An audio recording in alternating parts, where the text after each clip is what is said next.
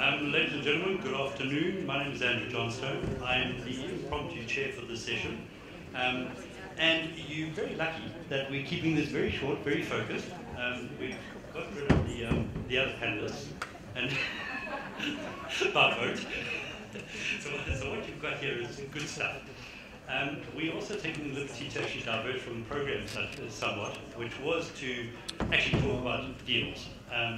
We're going to keep this much shorter and talk really about co-investment as a theme itself. Co-investment, I'm sure all of you are aware, have been in the market for a long time, have seen co-investment, have digested it, have tried to understand it, have probably written it up in your various documents. And it's a very interesting theme. It's got different perspectives. Its objectives are clearly to mobilize capital in a collaborative and collective manner to deliver a large outcome. Then that can be procured by one person. But notwithstanding that very positive point of departure, there are very few examples of it actually working successfully. My panelists, or my colleagues rather, and I'm not sure if you can call through the panel. My colleagues up here for this discussion are just going to explore the themes around co-investment, the good, the bad, the ugly. But before kicking off, let me introduce you to them. Starting on my right. So my name is Patience Ball, and I'm the managing partner and CEO of Mara Venture Investments, which is one of the group verticals at Mara Group. My specific experience with infrastructure is actually quite dated. I used to be at IFC, where I did project finance in power department, but I'm coming to this table to maybe have a conversation around a more expanded definition of infrastructure. And hopefully we get to touch a little bit on real estate as well. Fantastic. So my name is Alain Bobisse. I am with the International Finance Corporation. I'm the global head for our project development business, which is operating under the name IFC InfraVentures. So our job is to develop infrastructure PPPs globally with a strong focus on Sub-Saharan Africa. Brilliant, thank you. So my background, ladies and gentlemen, is from a GP perspective. I'm a fund manager. Well, I was a fund manager. So in the context of co-investment, co-investment is a coming together of more than one party, two or multiple, who have an expectation. Usually there's a GP and usually the LP, and they're trying to mobilize capital. The perspectives we're going to share come from both sides. So on the right, Elaine, from an IFC perspective, is probably more the LP orientation. Patience is probably more the GP, and I'm also the GP. So let me just put out a couple of themes around there. Co-investment is a tough thing. And it's tough for a number of reasons. And that's probably why one of the reasons it doesn't work very well.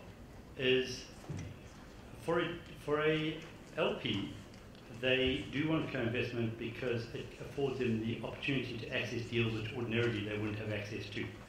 And they're seeking to leverage off the momentum and the upstream work that's done by other parties. And that's all very legitimate. Similarly legitimate is that the LP typically pays fees for a platform that he may invest in the form of a GP. Okay. And I absolutely get that. And it's a shame Andrew's not here because we've had experiences of doing co-investments with investors who sit outside of our direct investor pool. So within the management environment, you have the people who are close and dear to you and you manage their money, for which they pay you fees. And that actually brings me on to another point, is that quite often within the framework of a fund, there is already a cascade of co-investment entitlements. So it's quite challenging for a fund manager, 3 years after closing a fund or 5 years after closing a fund, having found an opportunity to actually work outside of that framework, because you have to go through the sequence first before you can go outside. And that's one of the things that a fund manager grapples with. So for LPs who sometimes get frustrated that a fund manager doesn't bring as many deals as he should, maybe it's because he's having to work through the hierarchy that's embedded in his documents. Let's put up quick questions from anybody, and then we'll start wrapping up on our side. But any thoughts, any comments that you'd like to launch across? No, no, I'll ask no. a question. There's one slide. You want a question? Here. You guys.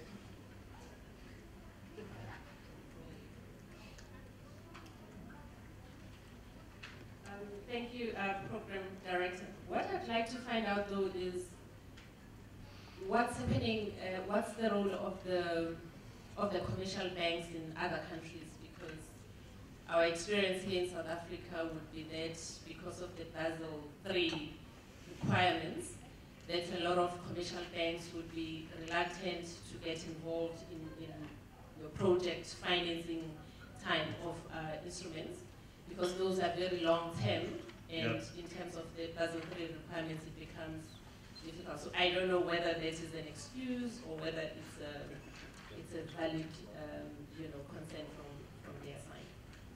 Okay, let's take one more question and we'll respond to both. The gentleman on the right.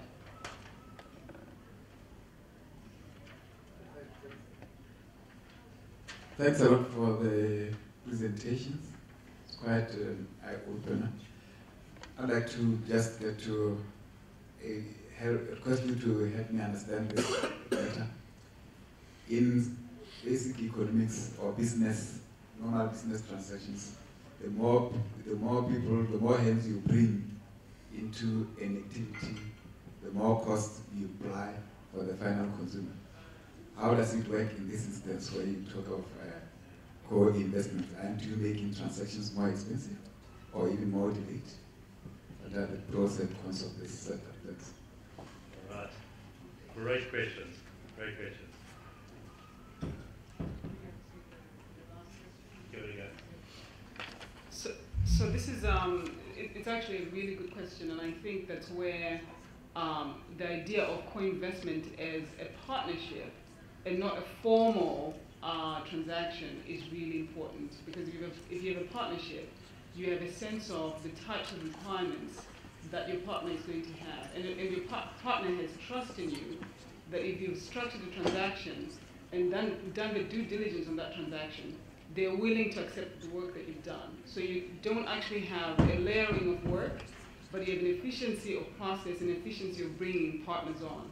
But that comes from trust and relationship, and knowing what those issues are going to be. Now, the problem that we're talking about earlier on is that LPs out there like to see transactions that are cooked, but they like to have a say in how the terms, specific terms that they want.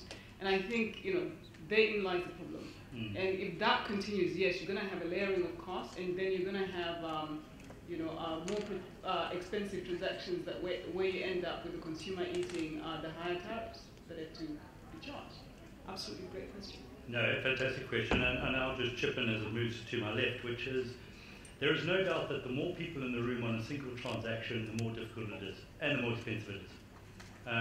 Most of these projects, because they are greenfields, they are launched off a common expectation of what the future holds. You don't actually have any assets you can go kick. It's all based on projections and forecasts and stuff. And to actually, you need to get consensus to launch the ship.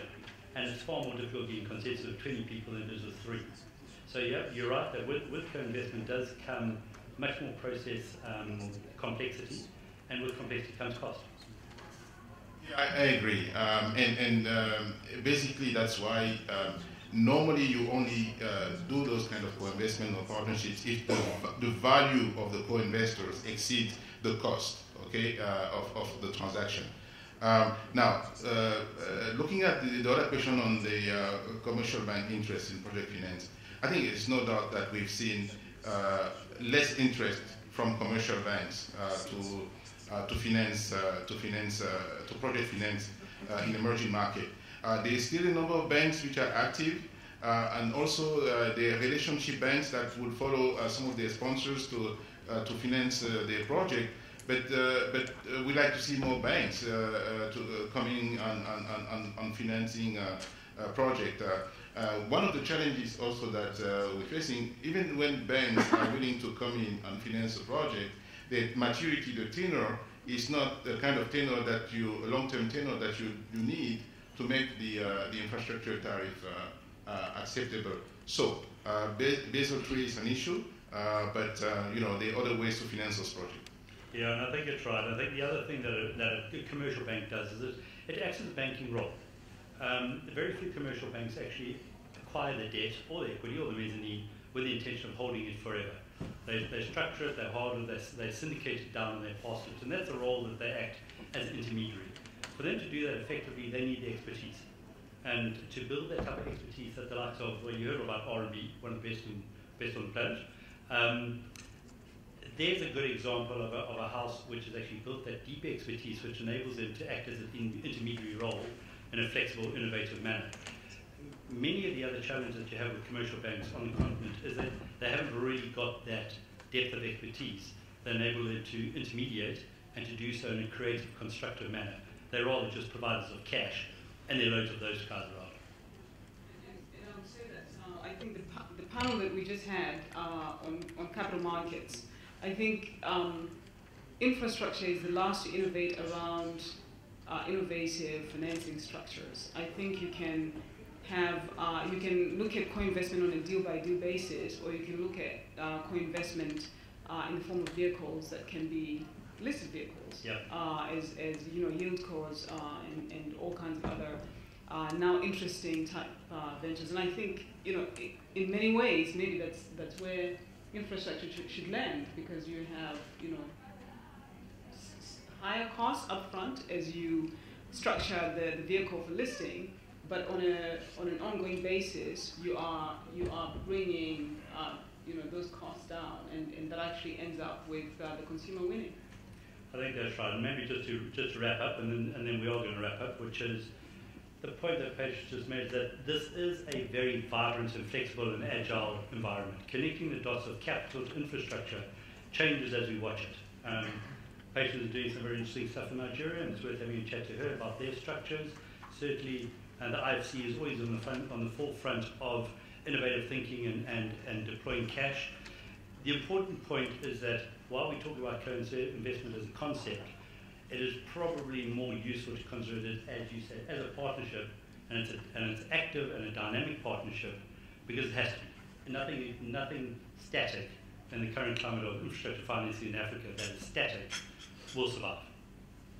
That's it. Well, join me in thanking them. Doing business in Africa. You can't afford to be without Africa Investor.